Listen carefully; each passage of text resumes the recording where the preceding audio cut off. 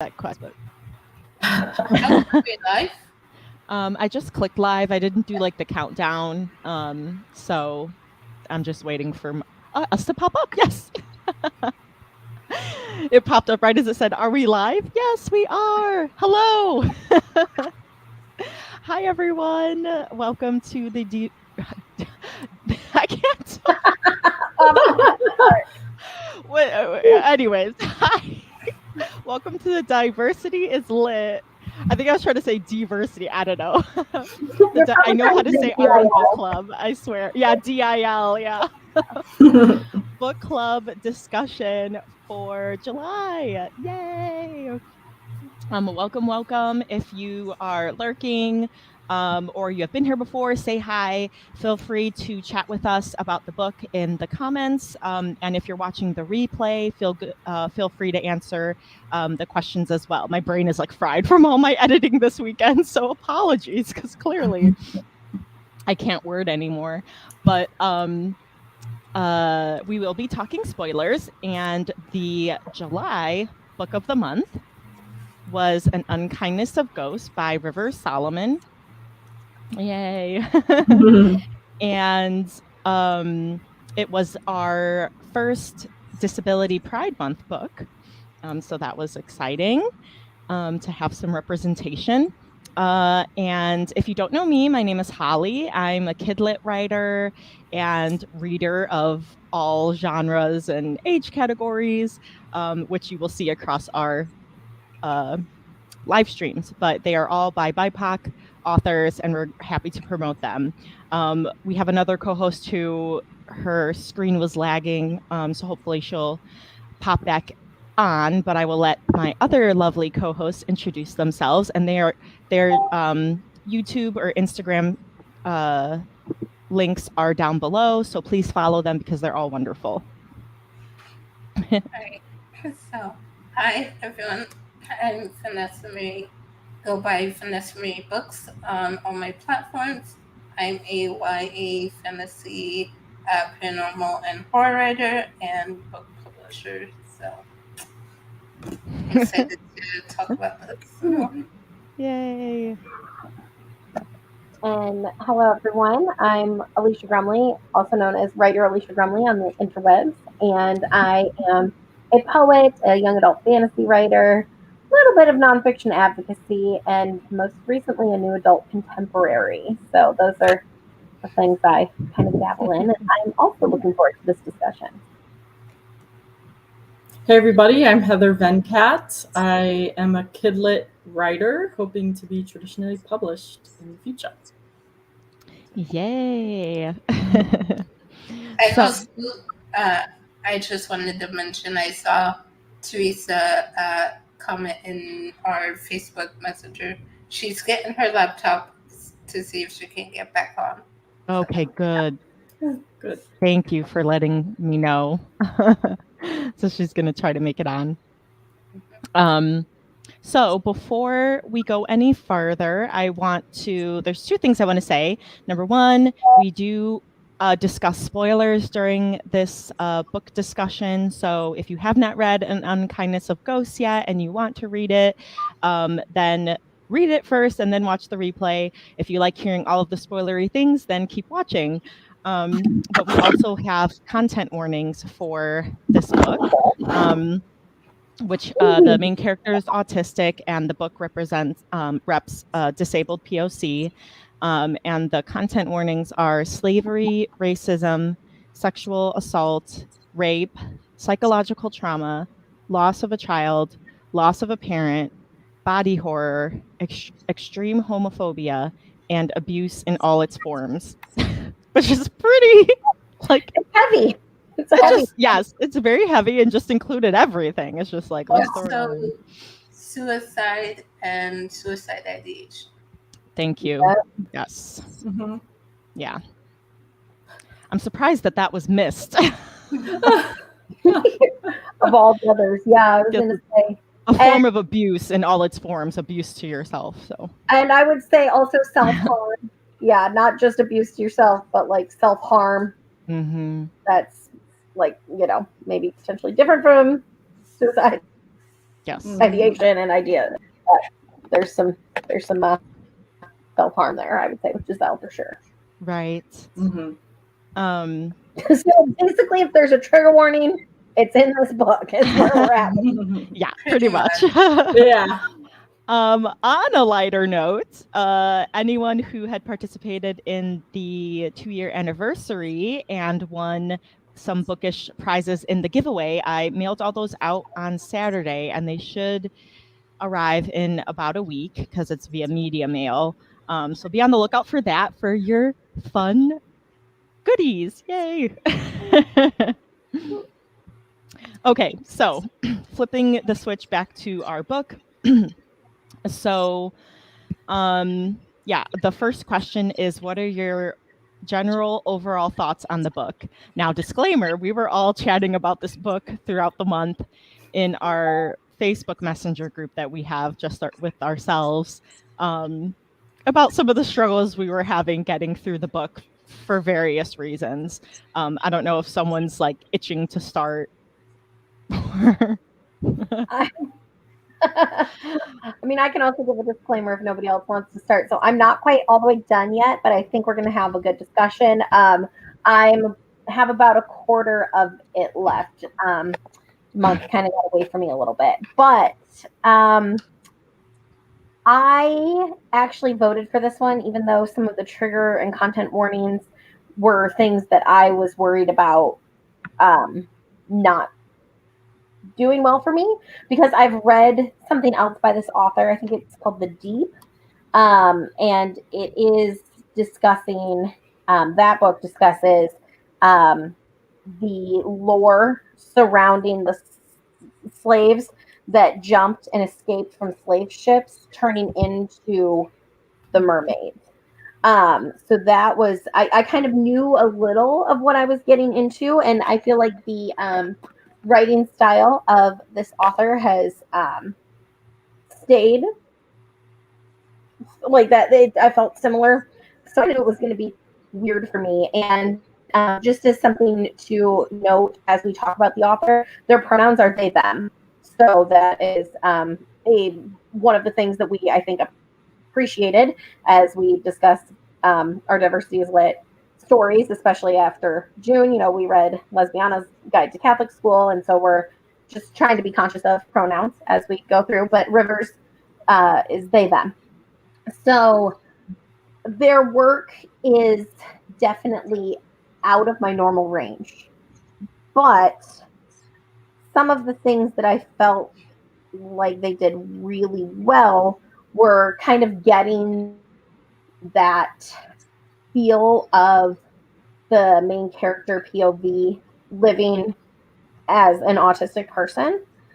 I'm not autistic. I feel like all that I know and from my autistic friends and things, that it was a very just well done representation of that, which I feel like we need more of in main characters. You know, like that's incredible to see the main character as a autistic person. Not that it should be, but that it was done so well, I feel like, and respectfully. And I think one of the ways that did work well is because it was first person. So we're getting Aster's story as Aster sees it. And so it's interesting. Oh, another trigger, body dysmorphia. Let's throw body dysmorphia. She has some body dysmorphia. There's body dysmorphia all around. Oh gosh. One of the things seriously, one of the things I did though is because I don't read a lot of science fiction. So I had a hard time kind of visualizing a lot of like the layout of the Matilda. I think that would have been very helpful to have like a map in there, because there's so many decks. So as we're going through, we'll talk about how, you know, there's decks, and we, at least I'm guessing A through Z. I saw like some mentioning of E deck, and you know, but like this is a colony.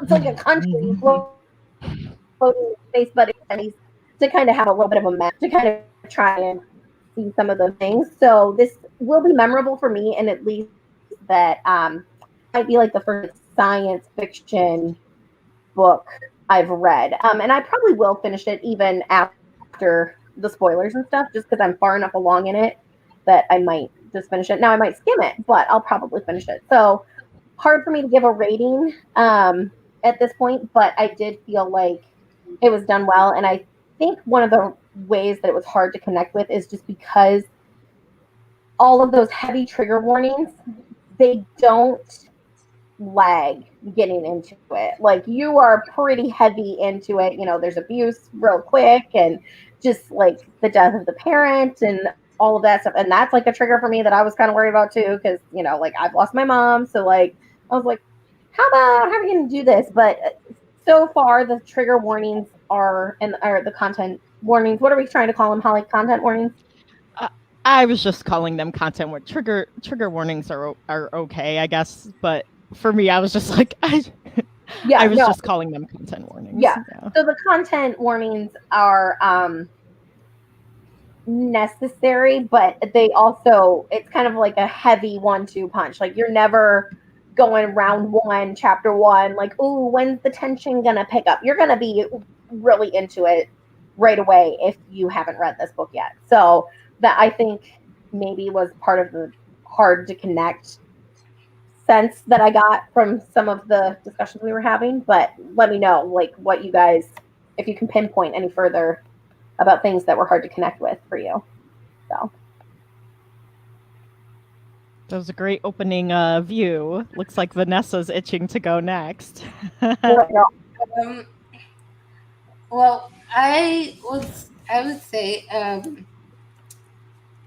I think that this is really well written, and the characters are well done, as you said. And I heard that the author is autistic herself, so that's probably why the rep was so great. For me, I had a hard time getting into this and connecting with the story and the characters. And I think for me, it's mainly because I think it's more of a pacing thing. okay. I don't, and also this is a very character-driven story as well. And I tend to not do as great with those unless I have a character that I really, really love and connect to right away, right from the beginning, which I do like Esther and the other characters, but I didn't, I don't have that connection with them as much as I would like to for a book that's so character driven. So I think that was the problem for me, not really getting into this as much as I thought I would. I did give it a 3 stars, just simply because of personal preference, like I said. So I do think it's well written, well done, and I believe this is her debut novel. I think so. For a debut novel, this is really, really well done. But I just, personal preference, have a hard time getting into these types of stories. But there were quite a few quotes in here that I really liked, and there was a lot of funny lines and funny parts from different characters that I really liked in here as well. So while it is pretty heavy and deep, I do like some of the humor that gets woven into it as well. Mm-hmm. I also just thought of another trigger warning we might want to give people, which is abortion. Yes. Yeah. We should use that as a trigger warning. Mm-hmm. So. Once again, if it's a trigger or content warning, it is likely to be in this story. But Vanessa, I wonder if one of the reasons that we often differ so much is because I love character-driven stories. So I wonder if that's like we're one of our because we just kind of usually are diametrically opposed as to Yeah. we like something or we didn't. And I wonder if maybe that's why. I'll have to start noticing if like the That ones that that might be it, because I'm more of a plot type of girl where I'm like, I need something to be happening. If nothing's happening, I'm bored and I'm just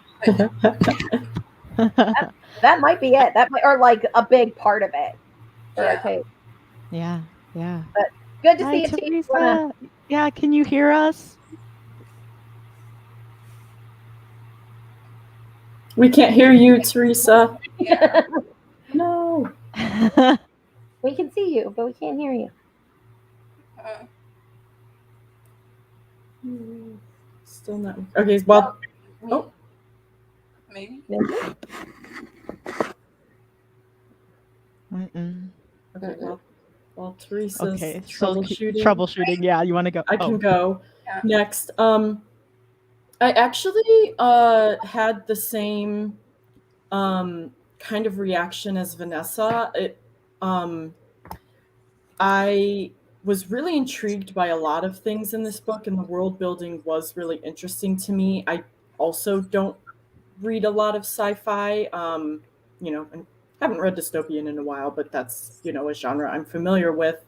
But I thought it was really intriguing, the different elements that Rivers put in to the story, including the layers in the decks and the inequities between each of them. I thought was very interesting. And however, I feel like I agree with you, Alicia, where some of the world building aspects, I kind of was like, I needed some glue to kind of put everything together for certain things for me. And there was just I don't know, I guess I felt like a little bit pulled out of it at times. It was a little bit hard for me to really to feel fully invested. And one thing that I think was really interesting was that it was hard for me to connect with the characters. And I don't know if that was because of the fact that, we're dealing with characters who are different from us. And so I don't know if that played a factor. I'm hearing a little bit of static, but hopefully you can still hear me. I think that I just muted Teresa. Sorry. Oh, yeah. But I also gave it a 3 out of 5. I ended up having to kind of read a summary of the rest of it to finish it. I got through a decent amount, but I'm not sure if I should have or could have tried to listen to the audiobook. But yeah, it's hard for me to talk about why I am kind of knocking it down a couple stars, because it's hard for me to put into words what it was that I was having a hard time connecting with. I mean, it was a very heavy book and had a lot of it really made you think, which I appreciated that, and really did. I mean, it covered literally every single bad topic that can come up. But I thought that at least when they came up, we were prepared for it. It wasn't out of left field. And sometimes some books, it just sort of is boom, this thing happens. And you're like, whoa, I wasn't expecting that. At least here, it's the tone is set from the very beginning, and you know what you're getting into. But yeah, it was a little bit hard for me to sort of connect with them. I was going to say, if anybody in the comments is a like prolific sci-fi reader and you've read this book or you're interested in reading this book, definitely hop on and let us know if this is a genre specific thing that we are feeling pulled out of, like the not understanding, or if it's something maybe with the writing style. Because I'm willing to say like this could just be characteristic of the genre and I just don't know that. So, you know, like please let us know if you're in the comments and you are Like I sci-fi have read read this. some sci-fi, and this is considered. Is this considered YA or adult? Adult. She's 25. Gotta be like new, like adult. Yeah. So yeah, that's the one thing, is that I don't read like adult sci-fi, but my like YA sci-fi experiences, like I've had some like reading the Illuminae series, and that like there were a lot of times where I'm like, oh, I don't quite know like what this means, because they're talking about like the ship parts or, you know, this generator and the AI and all of that, but it didn't like pull me out of the story. It was just kind of like, oh yeah, I'm not really supposed to know this, like kind of thing. I took it as it's part of the world building, just like you would be in a fantasy and there would be new terms or different magic rules and stuff, and learning that, where it was more easily digestible for me. But this surprise, along with everyone else, was hard for me to get through. I actually started off by listening to the audiobook, and I got lost like pretty quickly. I realized I was going to have to read the physical book because I couldn't visualize what was happening from listening to the words. And then, so I thought that reading the book would be better, but it wasn't. And I was like confused by that too, because especially at the beginning, there's some kind of like medical terms and things with the amputation. But even then, and I don't know if it was like the word choice or what, but just the style of the writing like pulled me out of the story, because it was just really hard for me to visualize everything the way it was described, where I had to like really study like each sentence, and it was really tiring for me. And I'm a fast reader too, but I had to really slow down. And maybe that was my problem too, was that like I couldn't slow down. So I was feeling confused and it was pulling me out of the story. So it might just be a me thing, where it's like, I agree that I think that this is a very strongly written book, but I don't think it was quite my style.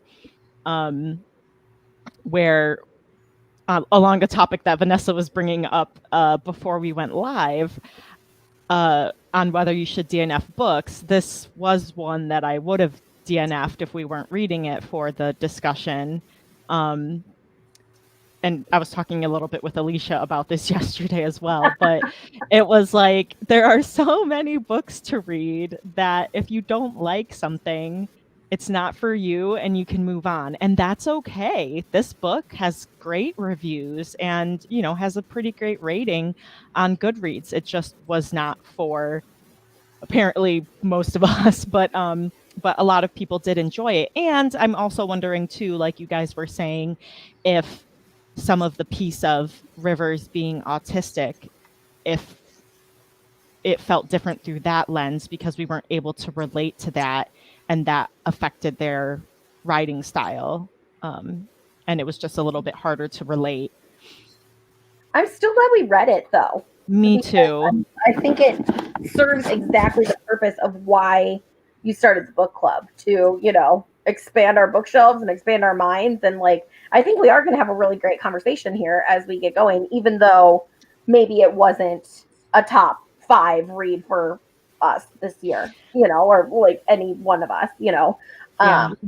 But I think it fit exactly for what the purpose of it was for the club. And, you know, like, yeah. And the Disability Pride Month, to be able to show that, like, if you're autistic, you can still write a really strong book and you can represent these characters accurately. So I think that's important too. Especially as a debut, to come out with a debut novel and the main character is and is on the spectrum. Like, I mean, Holly, I know we had to do some extensive research, right, to try and find the books. So hopefully, now that we've started having that conversation, it'll be easier to find books for Disability Awareness Month next year. You know. Yes. Well, so the fun thing is that I think July is Disability Pride Month, and I think it's March is Disability Awareness Month. So we could have 2 months. Vanessa's smiling. Yeah, she's like, yes. Nice. So, but the fun thing is, oh, and what's August? It's SMA awareness. Oh. What? SMA, spinal muscular atrophy. It's what I have. Okay. Yeah. Oh, wow. Happy SMA Awareness Month. Woohoo! Yeah. You need to have your discussion, your like monthly diverse discussion. Just you asking yourself the question. And you go into 2 different outfits, Vanessa, and like interview yourself. We'll interview you. Yeah, it'd be fun.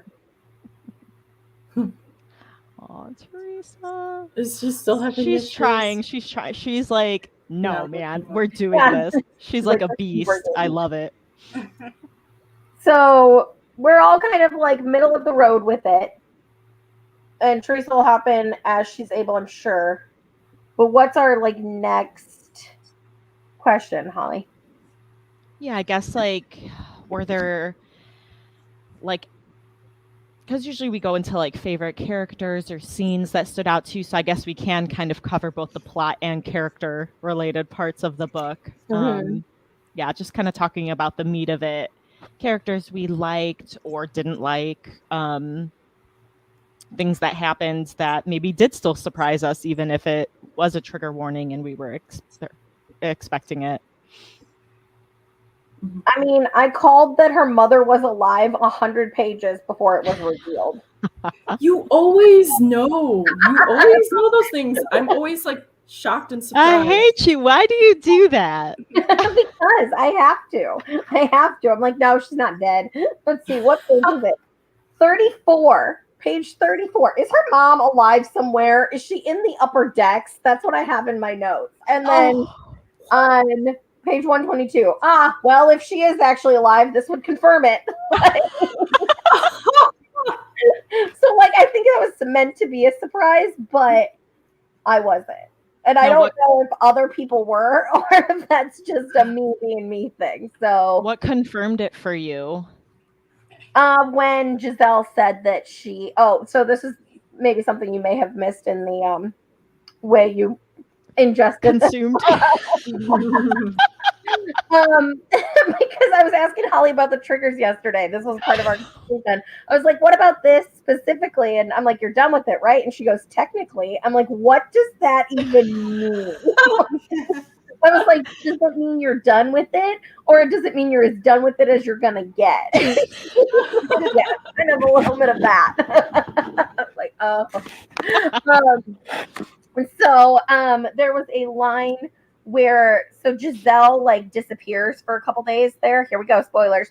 Giselle disappears, and when Aster finally like finds her again, she's like, where have you been? She's like, I've been with your mother. And then she like goes and she's like, I gotta go again. And she's like back off in the pipes and like, oh my God. So I was like, oh, well, all right, cool. But it was almost 100 pages before. I was like, got it. So. Oh my gosh. Well, wait, so that's confusing because like even in my skimming and summary reading, it didn't say anything about that. Because I thought that at the end they found her body. Do they find her body and she was just like hanging out with her? Like up in like baby's like decks and stuff? And mentioned her body at the end. Yeah, I thought it was confirmed that like her mom did die from the siluminium poisoning. Oh, okay. Yeah, poisoning.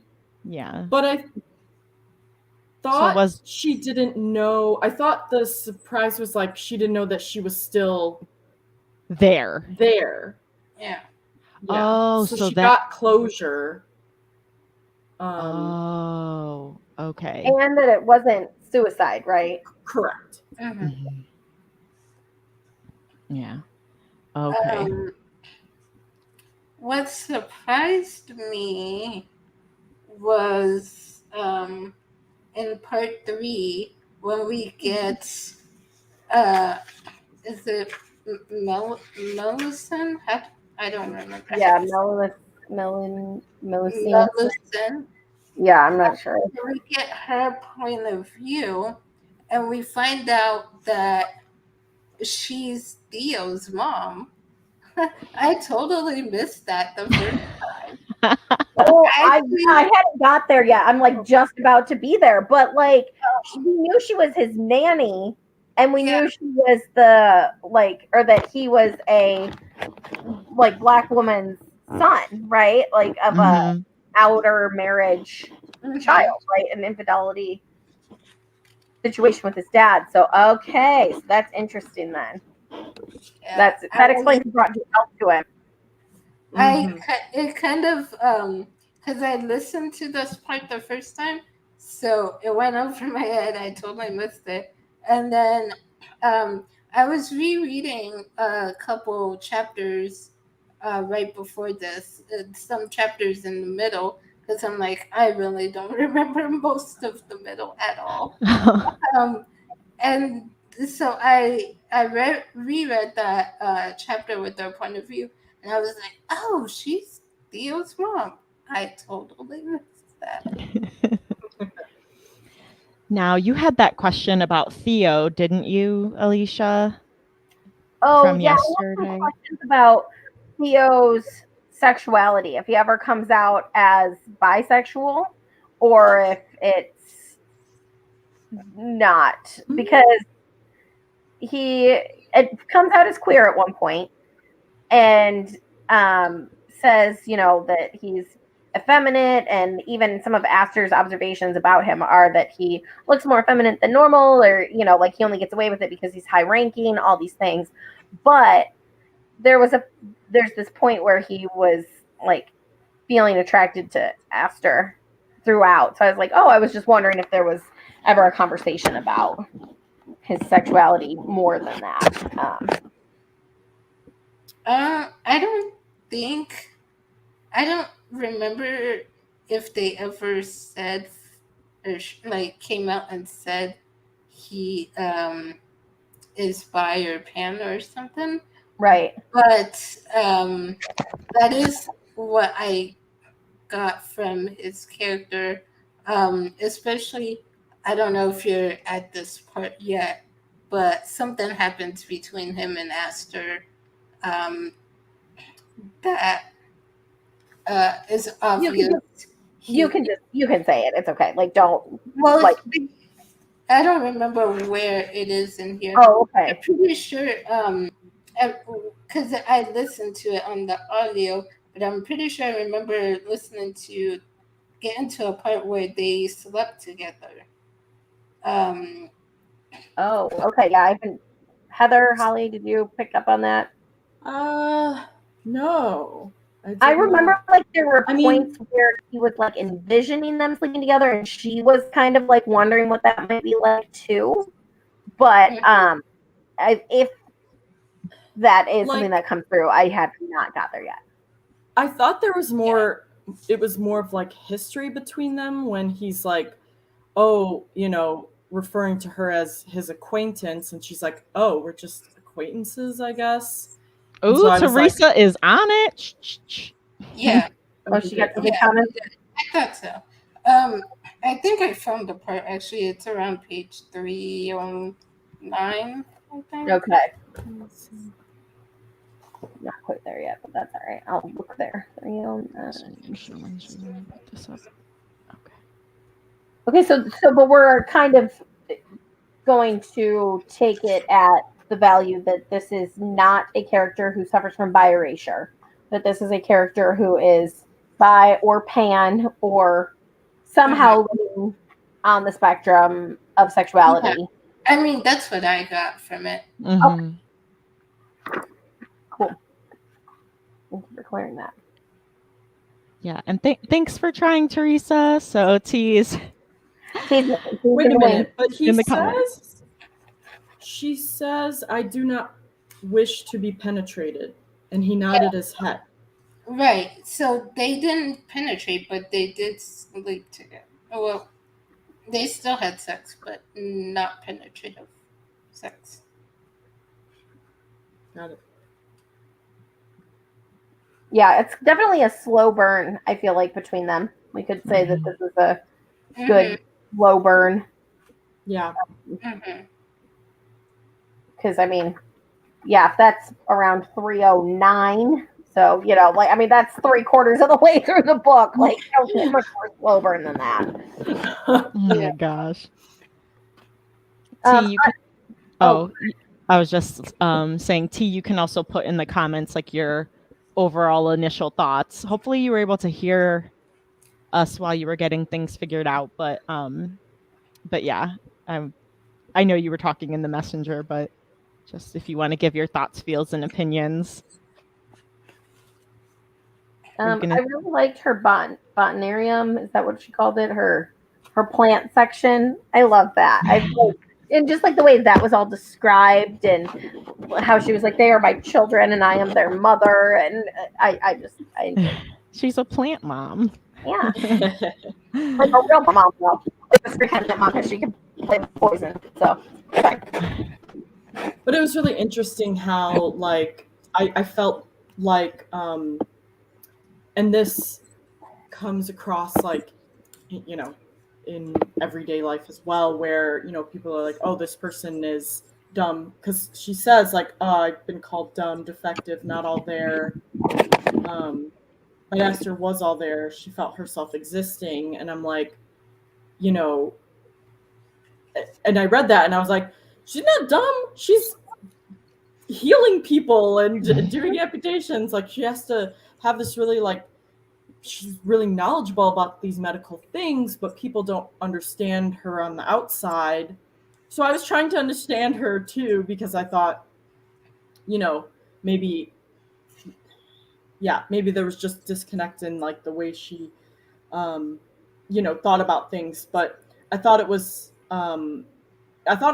kind of cool that she had that extra side to her. Like, she had the plants and the medicinals and and she could do surgeries and those types of things. Like, it added that extra layer of, like, I guess, complexity to the character. But and I don't know, there's just not that many characters you read about who can do things like that. So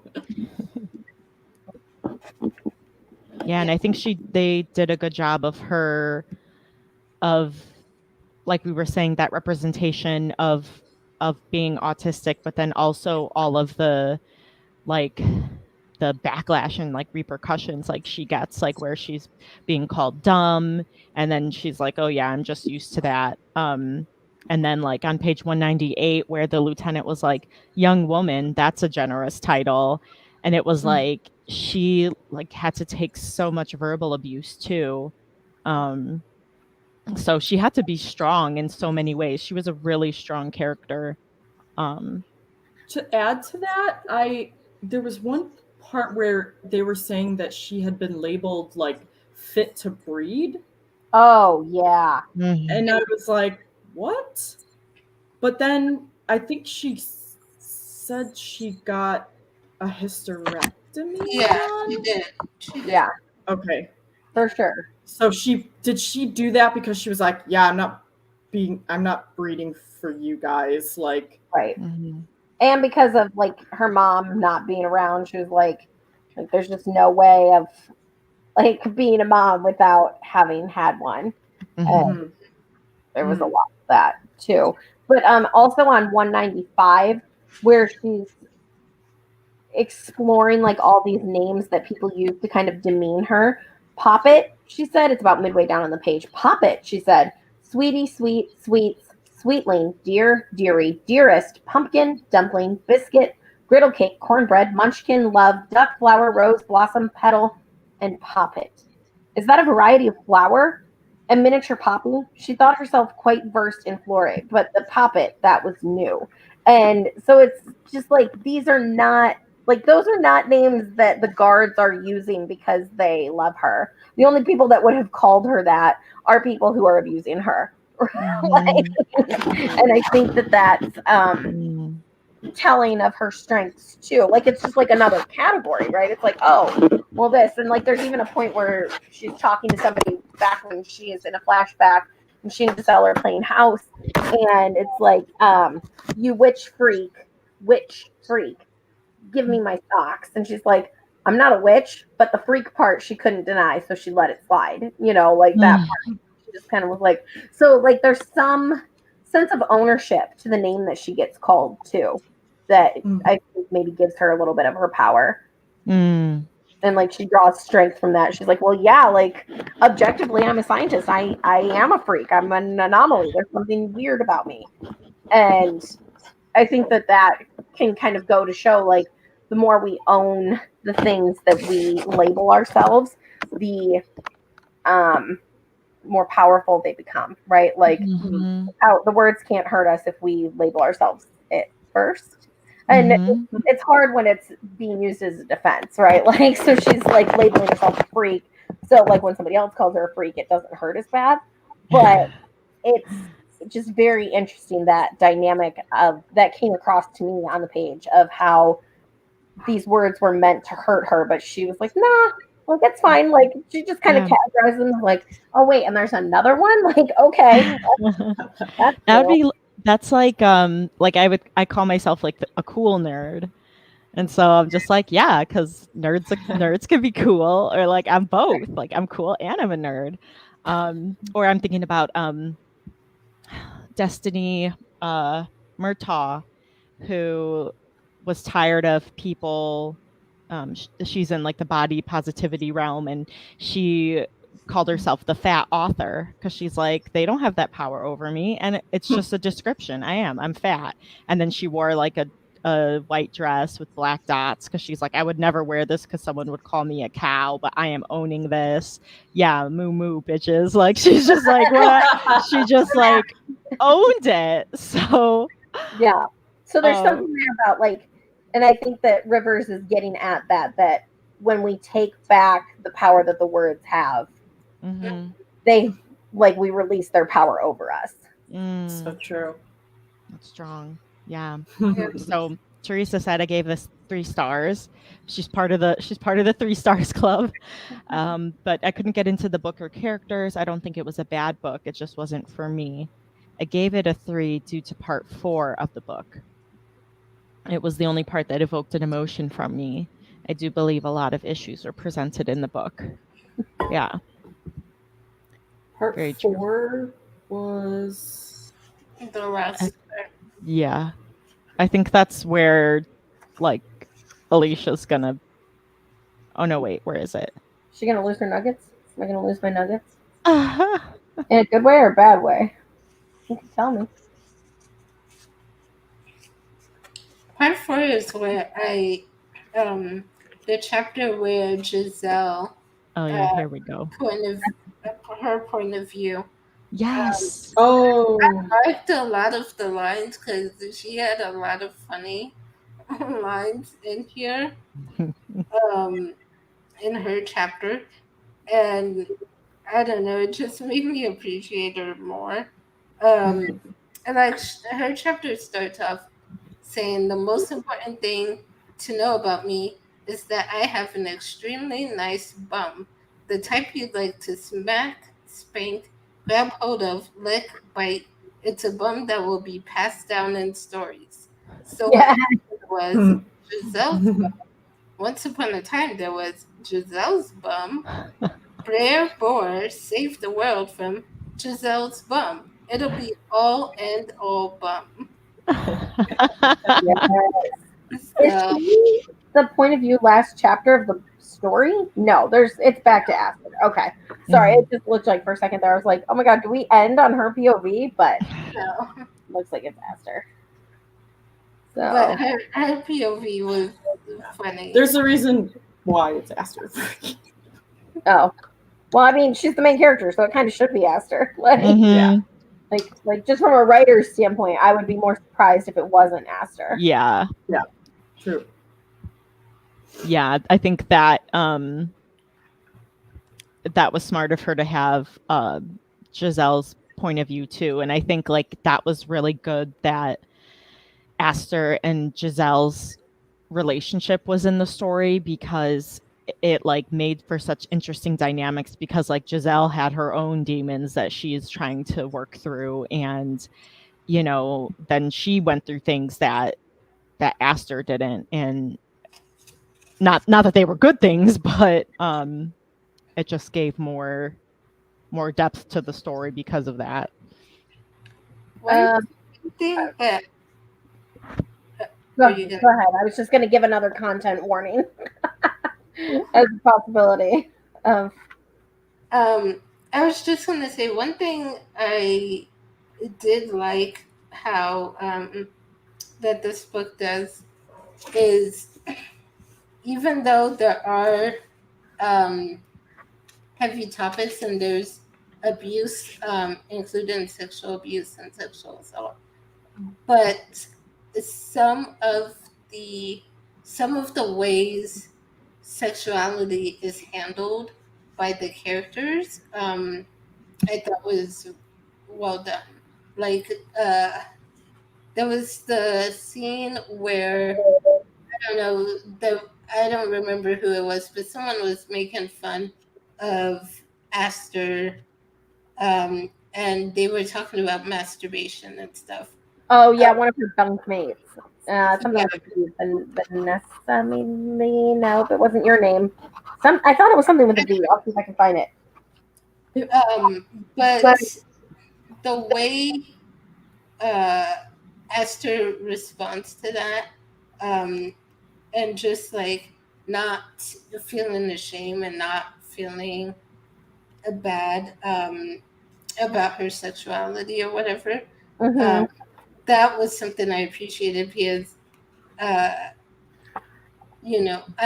feel like these topics or subjects are a lot of times taboo and not talked about, and so they're seen as shameful or wrong or whatever, but we get a different message from Aster, like, this is normal. I have nothing to feel shame about or embarrassed about. So I like that the author, I like that they did this.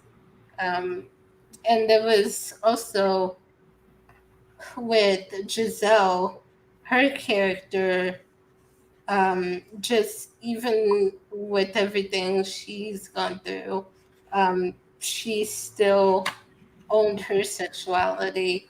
And I think I've defended it because I know I marked it, but there was parts where she was talking about how, like, yeah, she likes to be touched, and she enjoys sex and stuff, and it's like great to see that positive side of it.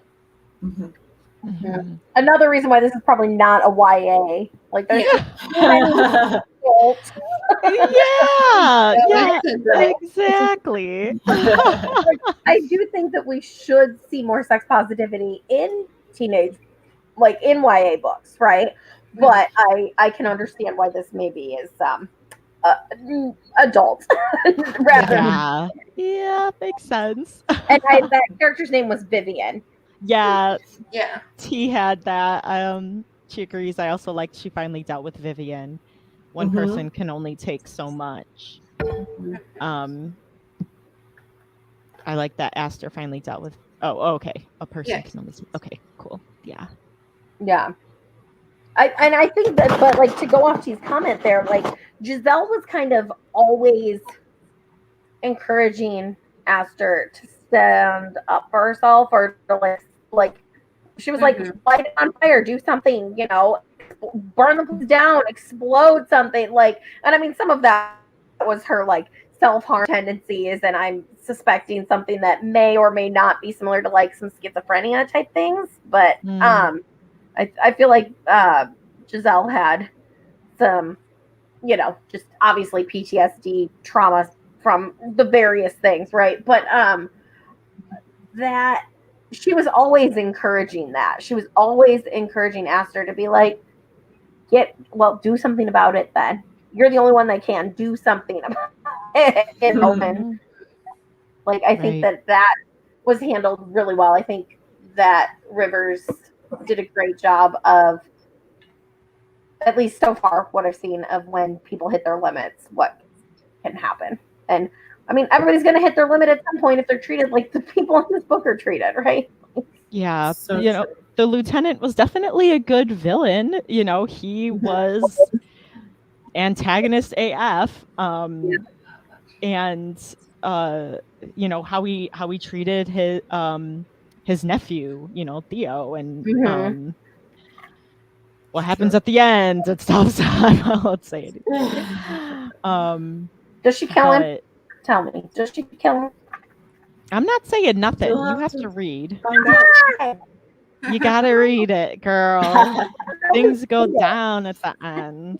Yeah. Says the book. I did. Crazy. I did like some of the descriptions early on, especially like on page 20. I've got the note, like, we've got some Frankenstein's monster type of vibes with all those like electrified appendages that were just like hanging out, raking, and like, I mean, it was creepy. It was creepy AF. But Hauser countered with the compromise. Via amputation, he could use body parts rather than the body whole. Electrified arms to pull rakes, electrified hands for sewing. And I'm just like, ooh, creepy. But also, like, that's a little Frankenstein's monster, and I kind of dug it. Yeah. Something else I was going to say about this was this is put into the sci-fi dystopian genre. But I feel like, and I heard someone else when they reviewed this book, they said the same thing, and I agree. I feel like this could also fit into the horror genre. I wondered if that's what you were going to say. It's true. This would definitely be, I feel like, a good horror. Yeah. Good point. Yep. And maybe that's part of, because unlike you, Vanessa, I don't read a lot of horror. So like that might have been a little bit of the disconnect for me. Like things that are too visceral for me like that. I'm like, well, no. Well, and then but I like monster vibes. Oh, what? Huh?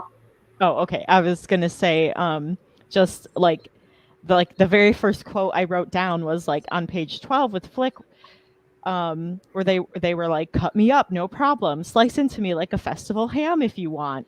And like that's where a little bit of the like Rivers was very quickly showing their humor and the like how heavy it was going to be, but it was like, wait, what is going on here?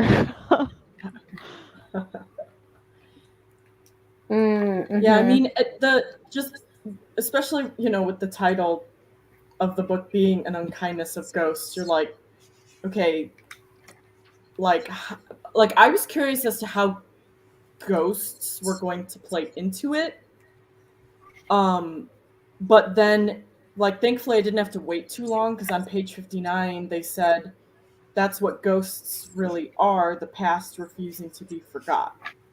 And so I'm like, okay, the ghosts aren't really like ghosts, not like literal ghosts, but it's like, it's kind of saying like, yeah, there's a bunch of like crappy stuff that happened. I don't know if this is like the best way to say it, but there's a bunch of crappy stuff that happens to people, and you kind of have to deal with it.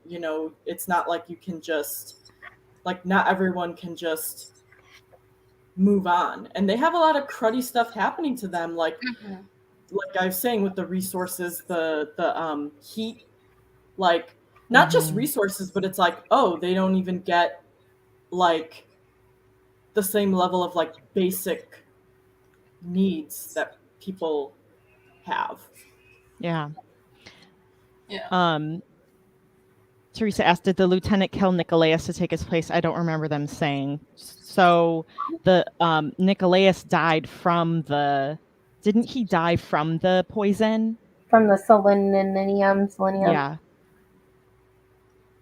poison. But That's what I think. He died, and then the lieutenant just succeeded him. Mm-hmm. Yeah.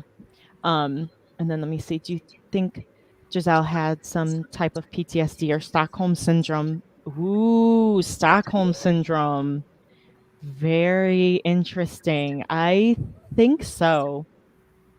I definitely think so. I mean, I would definitely argue PTSD of what I've seen from her so far. So, but yeah, like PTSD for sure.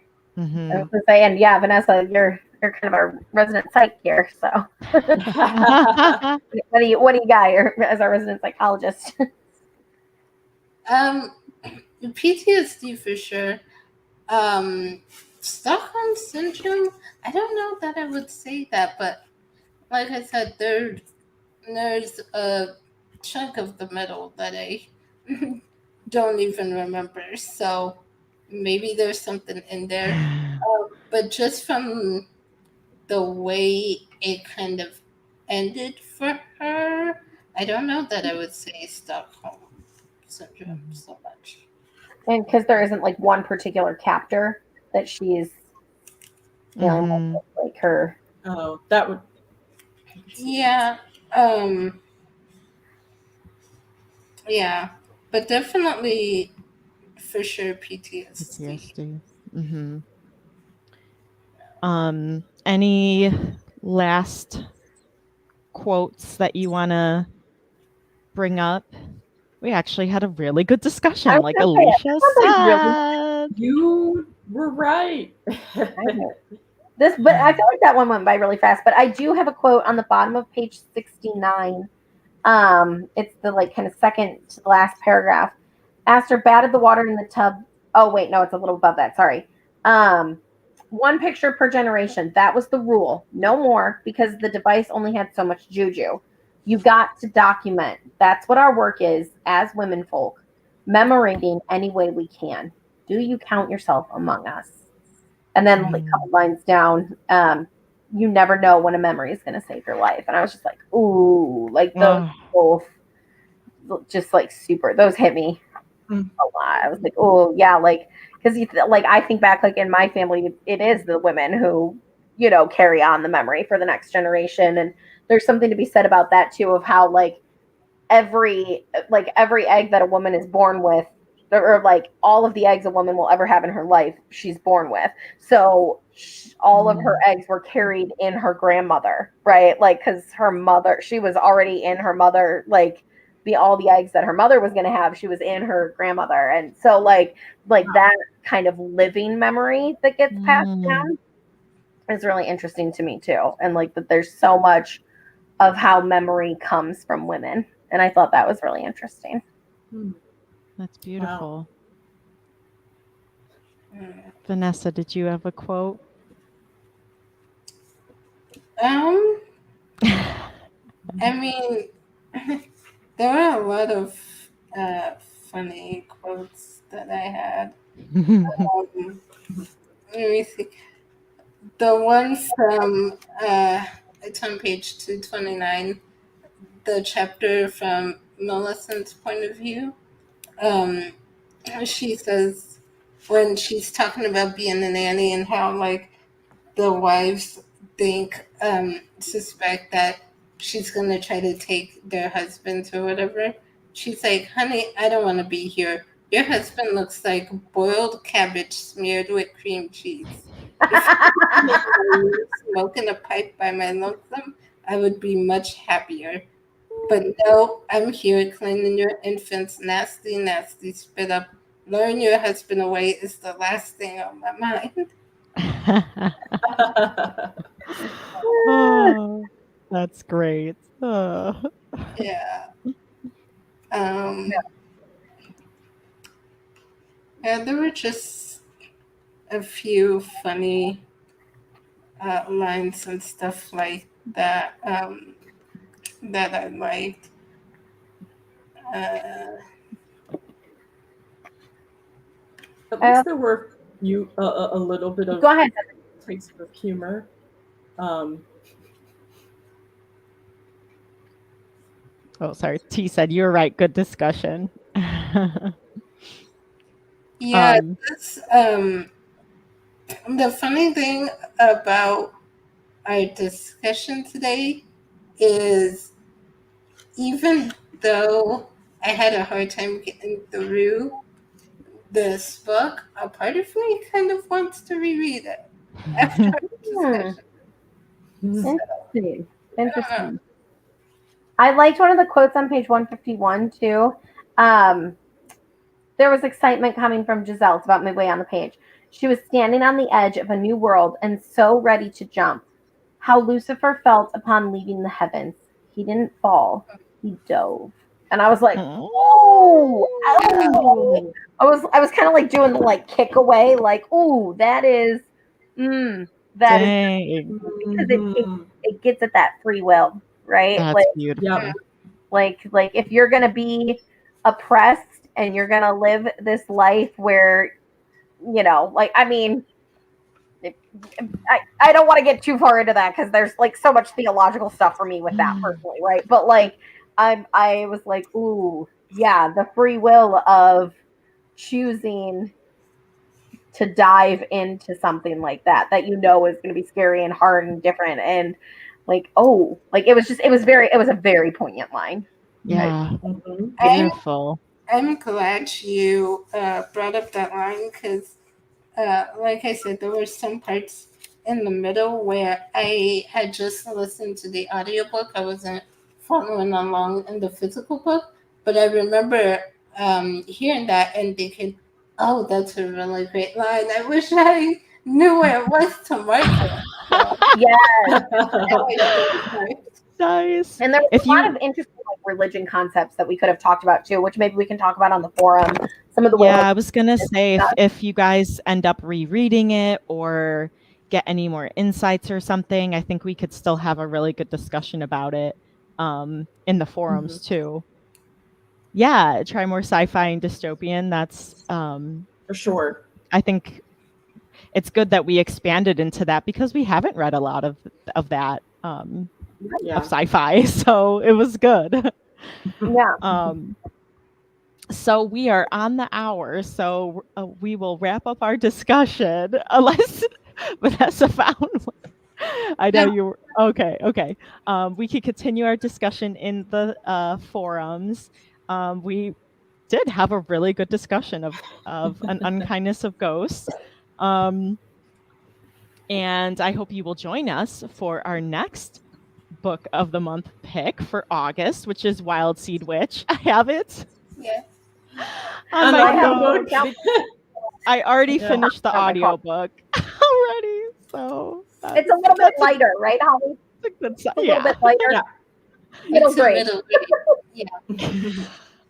Yes.